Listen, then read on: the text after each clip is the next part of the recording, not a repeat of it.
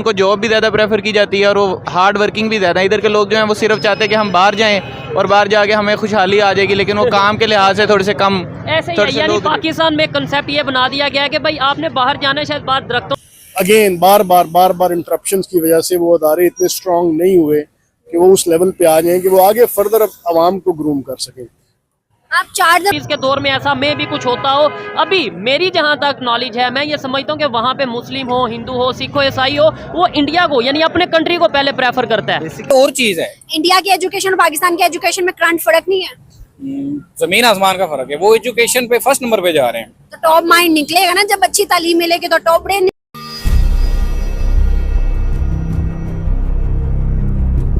राम राम दोस्तों, आप सभी का स्वागत है आपके अपने YouTube चैनल पे।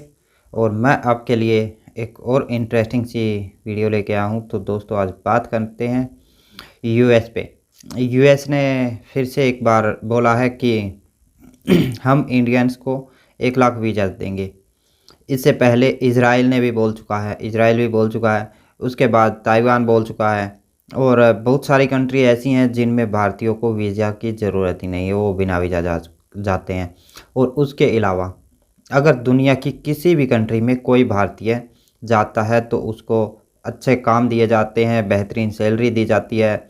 और इसके विपरीत जब पाकिस्तानी कोई किसी कंट्री में जाता है तो उसको ना तो अच्छा काम दिया जाता है, ना सैलरी दी जाती है। दूसरी चीज़ एक और, जब भारतीय किसी कंट्री में जाता है तो वो अपना मन लगा के अपना काम करता है और उस काम की एक तरह से पूजा करता है। दूसरी तरफ पाकिस्तानी जब कहीं जाते हैं तो वो वहाँ पे जाके चोरी डकैती और 2 नंबरी ये सब करते रहते हैं। तो इन्हीं को लेके बहुत सारे कंट्री ने पाकिस्तानियों पे बैन लगा रखे हैं।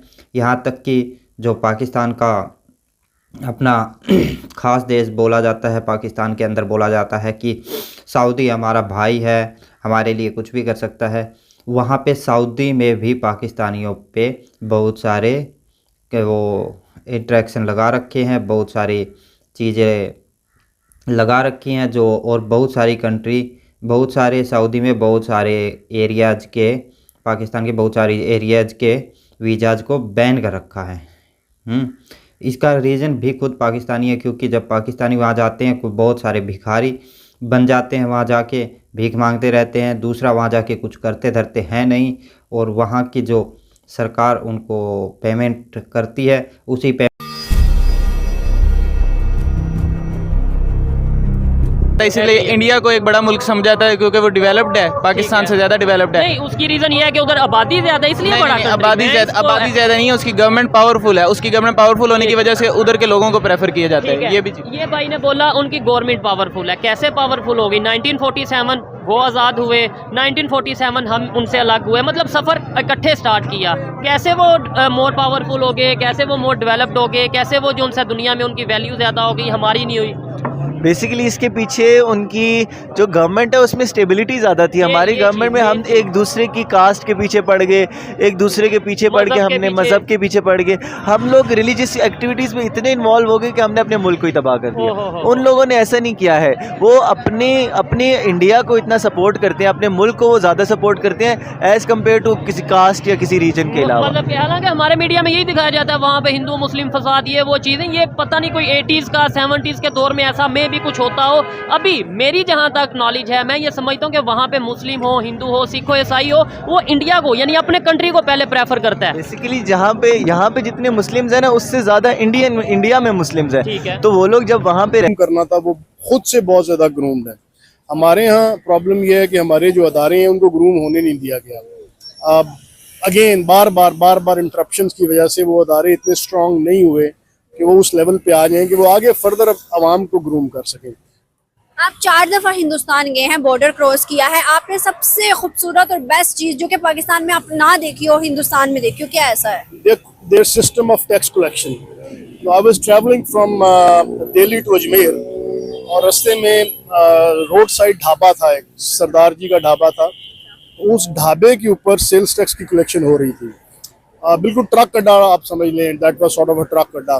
तो आई वाज एस्टॉनिश्ड कि मैंने जब उसके सेल्स टैक्स के बिल्स देखे, वो प्रोए हुए थे उसमें एक स्टिक सी में, लोहे की स्टिक में, So I asked that gentleman what it is. He said it's a sales tax bill.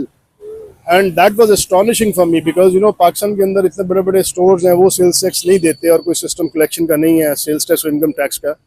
और वहाँ पर एक जंगल में अगर आप ट्रैवल करें वहाँ पर दिल्ली से अजमेर, अब तो खैर मैंने 5 साल पहले ट्रैवल किया था, तो कोई बहुत ज़्यादा स्ट्रक्चर नहीं था। जयपुर अगर आपने सुना हो, राजस्थान जो है वो राजस्थान का एक ढाबा था। अच्छा। और उस ढाबे पे सेल्स टैक्स कलेक्शन हो रही थी और गवर्नमेंट के खाते में सबमिट हो रही थी, जमा हो रही थी। So that's a basic difference in between Pakistan and India. आपने सबसे बुरी चीज वहाँ पे क्या महसूस की? फिल्थ, गंदगी, स्लम्स। सिर्फ वहाँ पे तो कहते हैं बड़ा साफ सुथरा माहौल है। अभी वर्ल्ड कप में हमारे पाकिस्तानी जर्नलिस्ट गए, उन्होंने तो बड़ा दिखाया है कि भाई बड़ा प्यारा हो गया अब तो। No, if you travel in that area जहाँ पर पोशेस ऑफ द पोश लोग रहते हैं तो वहाँ पर तो साफ ही है। लेकिन मैं आपसे कहूँगा जो स्लम्स हैं, आई वेंट टू बॉम्बे और बॉम्बे में I was staying in a seven star hotel और वो उसके साथ दूसरा एक 5-स्टार होटल था और उन दोनों होटलों के दरमियान में स्लम्स से झुग्गियाँ थी यानी कि। लेकिन इसका पॉजिटिव साइड भी है।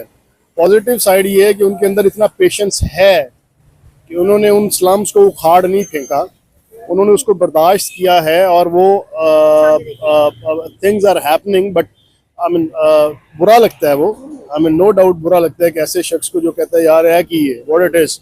लेकिन they are democracy and that.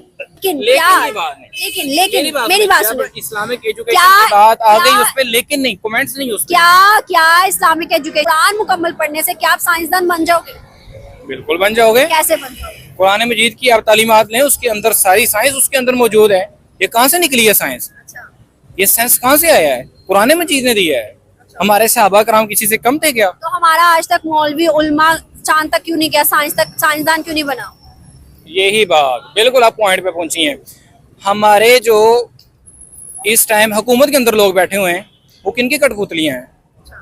Direct बात कर रहा हूँ अमेरिकन की, यहूदियों की। ये फलस्तीन पे क्या हो रहा है? चल रहा है ना, उसको 40 डेज होने वाले हैं। क्या चल रहा है फलस्तीन के अंदर?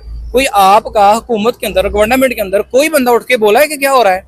नहीं हो रहा। इस्लाम के ऊपर चल नहीं रहे ना, अच्छा, अपना एक्शन नहीं दे रहे उसके ऊपर। अच्छा। तो कैसे कोई मौलवी साइंसदान बन सकता है? ये अपना अब्दुल कदीर खान ने एटम बम बनाया है। वो मौलवी थे? मौलवी नहीं थे ना, तो उनको क्या किया आपने? उनको आपने लाइट तक नहीं दी, उनको घर के अंदर महसूर करके रख दिया आपने। इंडिया के अंदर एटमी ताकत किसने बनाया उनको? हमारे मुसलमान ने बनाया, डॉक्टर हमारे नहीं, हमने हारे नहीं है, हमारे नहीं है, उधर के मुसलमान है, उधर के मुसलमान है, हिंदुस्तानी थे वो, ठीक है। हम पाकिस्तान बात कर रहा हूँ, मुसलमान कहीं भी है वो हमारा भाई है। मुसलमान ने बनाया, मुसलमान को जब एटमी ताकत बनाया, इंडिया को बनाया, तो उन्होंने कहाँ पे बैठाया उसको? सदर की सीट पे बनाया। हमसे बेहतर हुए ना हिंदुस्तानी, वो हमसे बेहतर हुए ना वो। अगर किसी में हम मिलकर किसी में देखते हैं, और चीज है, बेहतर होना और जरूरी है। आप किसको किस पे अप्लाई कर रहे हैं, कैसे कर रहे हैं, वो चीज और है। टॉप माइंड और चीज है। इंडिया की एजुकेशन और पाकिस्तान की एजुकेशन में करंट फर्क नहीं है, जमीन आसमान का फर्क है। वो एजुकेशन पे फर्स्ट नंबर पे जा रहे हैं। तो टॉप माइंड निकलेगा ना, जब अच्छी तालीम मिलेगी तो टॉप ब्रेन निकलेंगे, नहीं निकलेंगे। यहाँ पे तालीम नहीं अच्छी की बात बताऊँ, मैं अल्हम्दुलिल्लाह आज़ाद कश्मीर से मेरा तल्लुक है, ठीक है। और इस टाइम में खड़ा हूँ लाहौर के अंदर, पंजाब के। यहाँ का जो लिटरेसी रेट चल रहा है वो